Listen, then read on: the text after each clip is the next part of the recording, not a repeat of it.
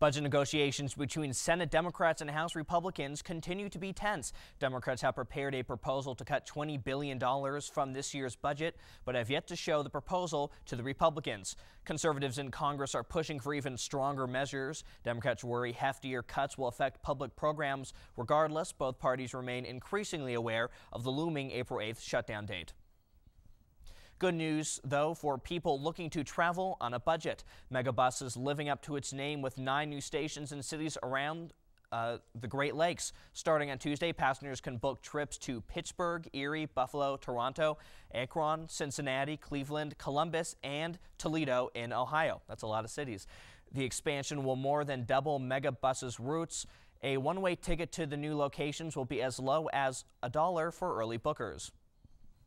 And some scary news coming out of New York. The reptile house in the Bronx Zoo remains closed as the search for one of its inhabitants continues. On Friday, an adolescent Egyptian cobra escaped. Zoo officials say there's nothing to fear. The snake prefers seclusion and has likely retreated to an enclosed, isolated space away from humans. Zookeepers figure they'll capture the snake when it comes out of seclusion to feed. Until then, the zoo is taking every precaution.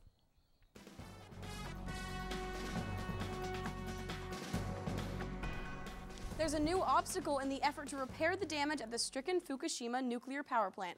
3 workers were drenched with highly radioactive water, even though they were wearing waterproof suits. Pools of toxic water are becoming a major problem due to the amount of water being sprayed on nuclear reactors to keep them cool. Some of this water has seeped into the ground, contaminating food as far away as Tokyo. Japanese lawmakers plan to reassess nuclear safety standards as soon as the crisis is over. Rebels in Libya continue making gains with the support from Western airstrikes. Muammar Gaddafi's hometown of Sirte has fallen to the rebels. If rebels can hold Sirte, it is widely believed they can break Gaddafi's siege of rebel-held Misrata and eventually hit the capital. Bombardment of the capital continues by Western forces, even as the control of the mission switches from the U.S. and France to NATO, and a move many governments have wanted. Former U.S. President Jimmy Carter is in Cuba. During his visit, Carter hopes to reinforce foreign relations with the country. Carter plans to meet with current leader Raul Castro, who took control of the country in 2006 due to his brother Fidel's health issues. Carter is the most influential U.S. figure to visit Cuba under both Fidel and Raul's rule.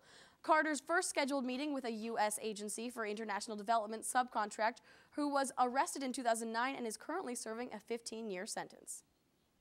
Yemen's President Ali Abdullah Saleh is still in power despite weeks of brutal protesting. Saleh's opponents, which include college students, politicians, and military officials, refuse his offer to step down by the end of the year. Saleh is a key ally to U.S. militants who are believed to be from al-Qaeda, residing in the Arabian Peninsula. U.S. Secretary of Defense Robert Gates told ABC if the Yemen government was to collapse and be replaced by a weaker regime, Yemen would face additional challenges.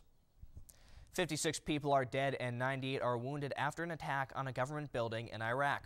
3 councilmen were shot at point-blank range and had their bodies set fire to while people watched. The terrorists ended their 5-hour standoff by blowing themselves up in the town of Tikrit. It's thought al-Qaeda is behind this deadly attack. There may be some good news for Syrians. After 50 years, their government is considering lifting its state of emergency. This can only be lifted if the cabinet passes the president's formal decree. During the past week, dozens have been killed in Latakia and Daraa, only making this ruling more confusing. President Bashar Assad will announce his decision tomorrow. Well, 2 Boston sports teams are preparing to go to the playoffs. For those stories and more, we go to our sports guru, Ross Lippman.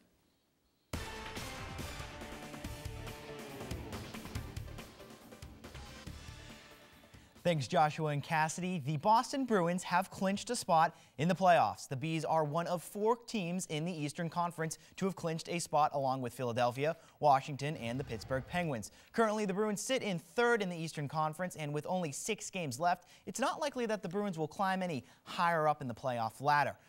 The Flyers sit in 1st, 6 points ahead of the Bruins. But to be honest, Bostonians and one humble sports anchor would be more than glad to have them finish 3rd. If the season ended today, the 3rd-seeded Bruins would face the 6th-seeded Montreal Canadiens in the opening round of the playoffs. I smell a fight.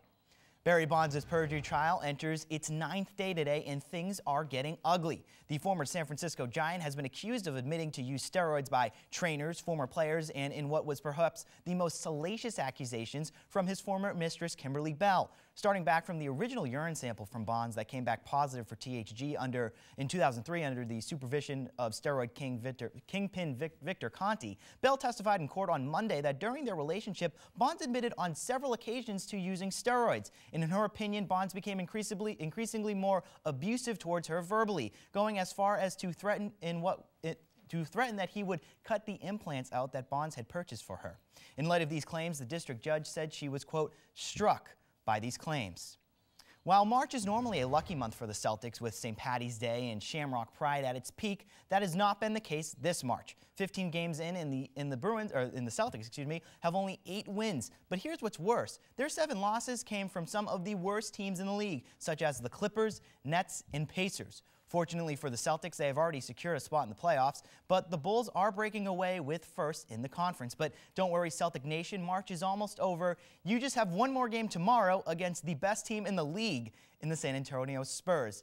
Despite all that, enjoy the playoffs and enjoy the Red Sox 2 days until opening day. This has been your EIV Sports Update, and it has been a pleasure bringing you sports stories that not only we care about, but that matter. Let's go back to Joshua and Cassidy at the desk. One social media website is being accused of causing depression. Coming up, we'll tell you why. Plus, scientists in Boston museums have been conducting experiments with toddlers. We'll tell you what is being discovered. All that and more next on EIV News. With Emerson's leading news team, you're watching EIV News at 9. From Britney Spears to Donald Trump, there's always a lot going on in the worlds of entertainment and culture. For all that and more, we go to our cultural correspondent, Bianca Pitaluga. Thanks, Joshua and Cassidy. I'm Bianca Pitaluga, your cultural correspondent, bringing you the latest in Boston culture. Britney Spears is back, and she is back with a bang. The pop princess has just dropped her 7th studio album, Femme Fatale. The album has her newest hit single on it, Hold It Against Me. Although the album did leak a week ago, the album still sold out in 2 days. The album has since gained much publicity. In fact, her former Mouseketeer mate, Christina Aguilera, congratulated her on Twitter, saying, quote, "Congrats on the Femme Fatale release. Can't wait to see what you bring in the next video," end quote. And next on Spears' agenda is the announcement she made this morning on Good Morning America. Drum roll, please. She is going on tour with the Spanish heartthrob of Enrique Iglesias, which kicks off on June 17th in Sacramento, California. Grey's Anatomy going High School Musical? McSteamy and McDreamy just got a whole lot hotter, ladies. This week's episode of the drama series has all of the doctors working on a very important patient, Dr. Callie Torres. If you missed last week's episode, here's a little bit of a spoiler alert. It ends with Callie and Arizona on their way to a romantic B&B before they become mothers. And as Arizona's proposing to Callie in the car, they crash with a tractor trailer. In the teases for this week, we see that Callie is taken to Seattle Grace and seriously injured. The musical episode is all from Callie's perspective as she is observing her peers working on her throughout the episode. Every character that is seen singing worked with a voice coach in preparation for the show.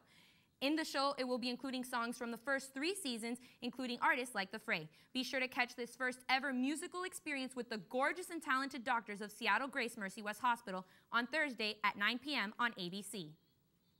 It looks like the Donald is truly looking to add one more thing to his resume.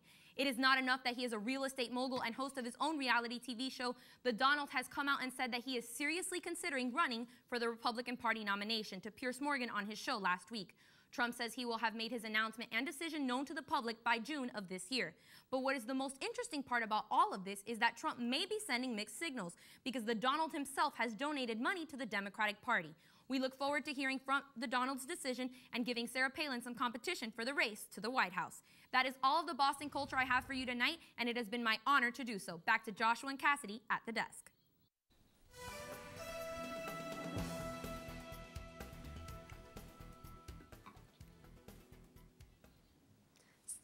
Scientists are conducting experiments in Boston museums to study toddlers. These experiments will provide insight into how the human mind has the ability to make, test, and adjust ideas and use common sense. Psychology researchers have agreements with museums, allowing them to approach parents and ask for their child to participate. The experiments are brief, and each child receives a sticker and a certificate.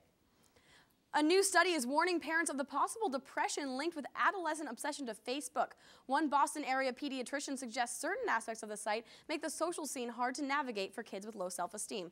Friend tallies, status updates, and photos cause some teens to feel worse by comparing themselves to others. Though it is unclear if depression is actually caused by Facebook or simply an extension of an existing condition, the study urges parents to talk to their kids about Facebook use and be aware of cyberbullying. Even though cold and flu season is coming to an end, researchers are warning people to watch out for the transmission of cavities. New research shows cavities can be contagious, especially in infants, children, and couples. Cavities are caused by bacteria, which ultimately destroys the teeth. Cavity-causing bacteria can be transmitted like a cold can be passed from one person to another. Dentists are recommending frequent flossing, brushing, and chewing sugar-free gum to reduce the risk of catching a cavity. Unfortunately, that's all the time we have for you tonight, but no need to fret. We'll be back in the fall. And you can check us out online at EIVnews.com or on iTunes. Thanks for choosing EIV News. Have a great night.